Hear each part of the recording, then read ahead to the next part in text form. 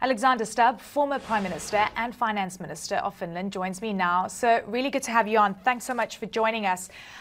You've said in the past on CNN that every action, whatever Putin does, it's all part of a big plan. We know that he's been very nostalgic about the former Soviet Union. When you see an attack 43 miles away from the Polish border, what do you think that tells us about Putin's next move? Well, we don't know what his next move is going to be. What we have to understand that he's very unpredictable, and he clearly has one vision, and that is of a great or historic Russia, which basically means that he wants to take over Belarus and Ukraine, and he doesn't seem to stop with anything. I mean, at the moment, he's basically slaughtering his brothers, sisters, and his cousins in Ukraine. So I think we have to be vigilant, both those countries who are in NATO and those who are outside. We know that, we've also known that Finland, in a way, has always had joining NATO in its back pocket as, as a resort. And you've even got a military that's compatible with what NATO requirements are. Do you think that Finland should be joining NATO right now? And do you think that Putin has just tipped the balance of power in the region, that now it's inevitable? Yeah, I think the starting point here is that the European security situation has changed pretty much permanently. So on one hand, we have an authoritarian, totalitarian and aggressive Russia.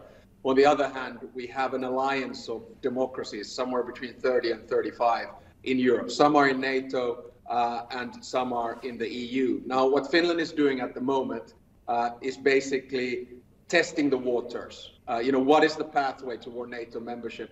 It used to be 50% of the population against 20 in favor. Now the latest opinion polls gives 62% in favor of NATO membership, 16 against. So for me, I think, this is a done deal. The train has left the station. Our application for NATO membership is not days or weeks away, but I think we're talking more like months rather than years. How do you think that Vladimir Putin is going to react to that? Because one of his big gripes is the fact that he's saying NATO has moved too far east, and that's a security risk for him. And a lot of his demands when it comes to the negotiating table is that NATO shouldn't move so far east. And he wants to see Ukraine saying that they're not going to join any bloc and they're going to remain independent. Sure, there is going to be a reaction either way. So basically, if we stay outside, there's going to be a reaction, and we can't count out the type of action that he's taken in Ukraine. If we go in, I think from four sources, Putin, Lavrov, Zakharova, and Belyayev, we've heard the words of technical military repercussions. But that's just a risk that we have to take. You do have to remember, though, that Finland fortunately didn't cut its defense expenditure after the Cold War. As a matter of fact, we have a very strong standing military, including F-18 fighter jets, just purchased another 64 F-35s, and we're very NATO compatible. So I wouldn't be worried from that perspective. But one thing I do want to add is that this is not all about NATO. Remember, for Putin, it's about his legacy. He did not want to see the Europeanification of Ukraine. He didn't want to see Ukraine moving towards a liberal democracy and an international community. That is why he's reacting in the way in which he is. NATO is just one part of it.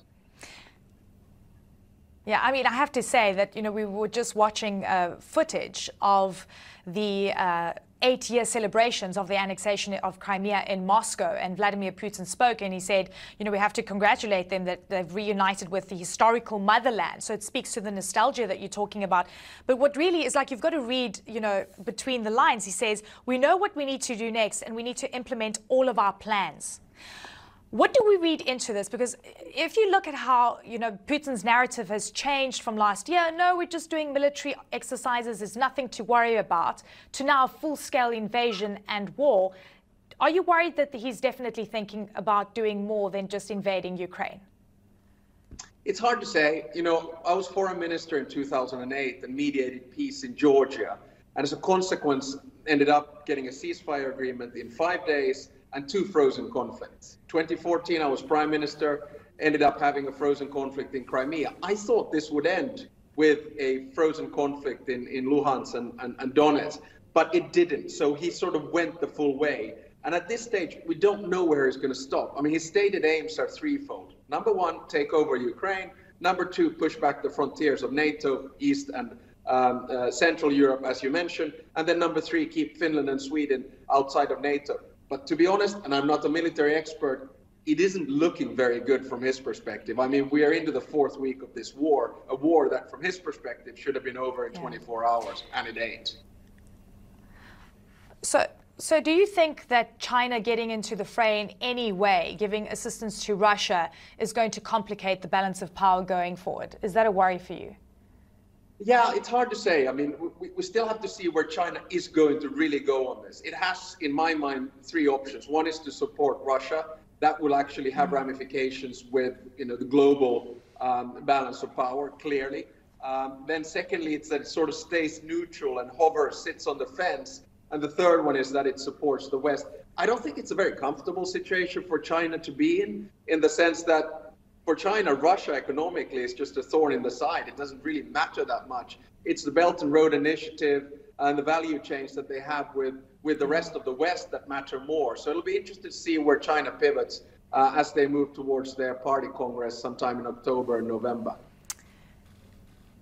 Prime Minister Alexander Stubb, thank you very much for joining us. Great to have you on, and I appreciate your insights and your analysis. Great to have you on.